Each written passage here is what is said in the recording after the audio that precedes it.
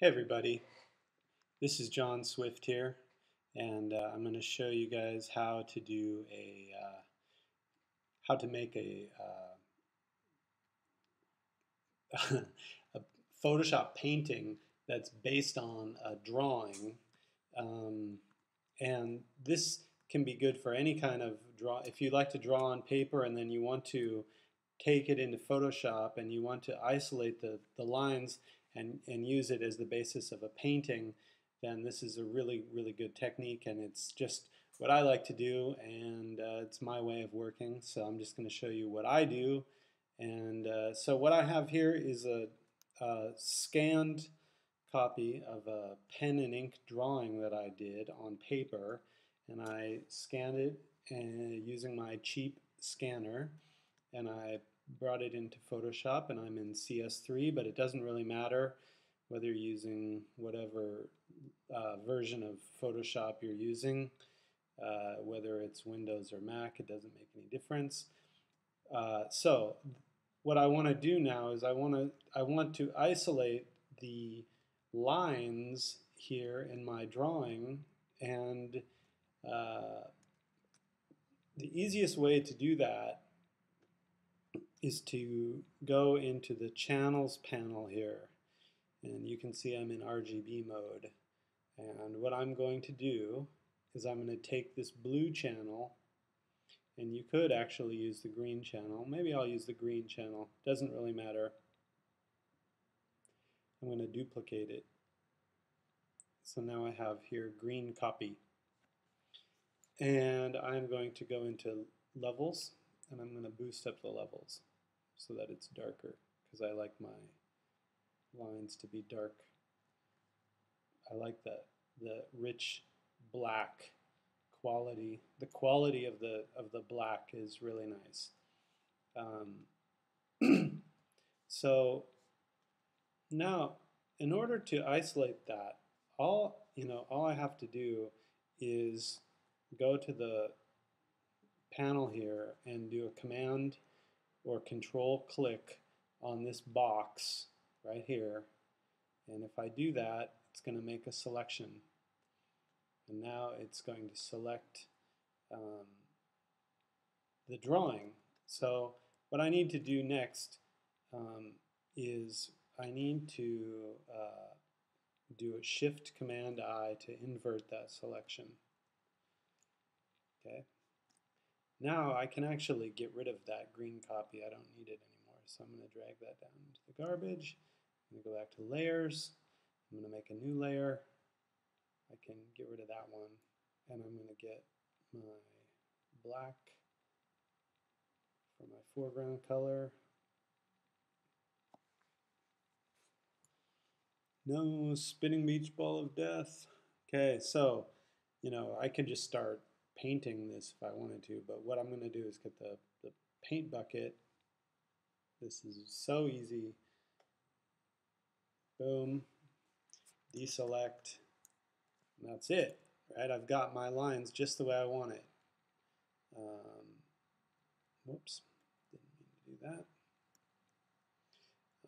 So here I'm going to get white, and I'm going to click on that, and there's my lines, right? So now I can make a bunch of layers and start painting away. And for me, this is like a really fun way of working. So, as you can see by looking at my drawing here, I like to have my drawing be kind of rough, and I like to get this texture of the paper.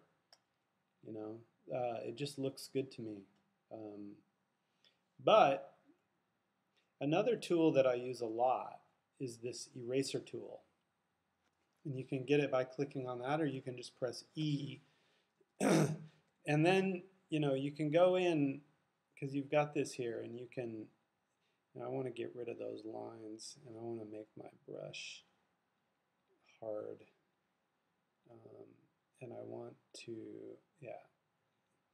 So, if I want to go back and I don't really like the way these lines look right there. He doesn't need to have those. So I can, you can go in and you can adjust things after you have them. And sometimes I mean, like these lines, I mean, they look terrible, but the point is that when the drawing is all finished, the lines really add the kind of roughness of the lines, to me, really add something to the feeling of the drawing. It makes it look like a real picture, not just like a completely digital creation, and which I like. So what I like to use is I go into my brushes, and you can get to, right now I'm in eraser. I can get to B just by pressing the B button, and you can see with this brush that it's a very rough brush. And the way the brushes work, right? So up here I have flow and I have opacity, and if the flow is 100 like it is now, it's as if you dip that brush in paint and it's just full of paint, right? So when you do it, you get something like what I just had. Now if I turn that flow way down, it's going to be a lot more kind of, it's the color's going to have a different quality to it. So I'm going to undo that. Command Z. Command Z. Whoops. Command Z. Command Z. Okay. So the left and right brackets will adjust the size of your brush, and Photoshop's great because you can get right in there. You can zoom right in, and you can. Oh, see, now I'm on the wrong layer here. I don't want to be on this layer, so I'm going to undo that. And I'm going to just start a new layer down here, and I'm going to turn the flow way up, and I'm going to start coloring my character, Slow Belly. He and Buford are looking at a treasure map. Let me check my time here. Where am I at? Okay, I got a few more minutes still. Okay, so they're looking at a map, and I'm just going to start coloring Slow Belly. And so I'm going to just do this picture as if I would normally, and you can enjoy watching me paint this. Usually, when I'm doing one of these pictures, I can get pretty disorganized about it from time to time, and I make a lot of layers, and I don't necessarily label them properly, but I usually come over here and I'll name them something like Croc, just so that I can keep it straight. And I'm going to show you guys some other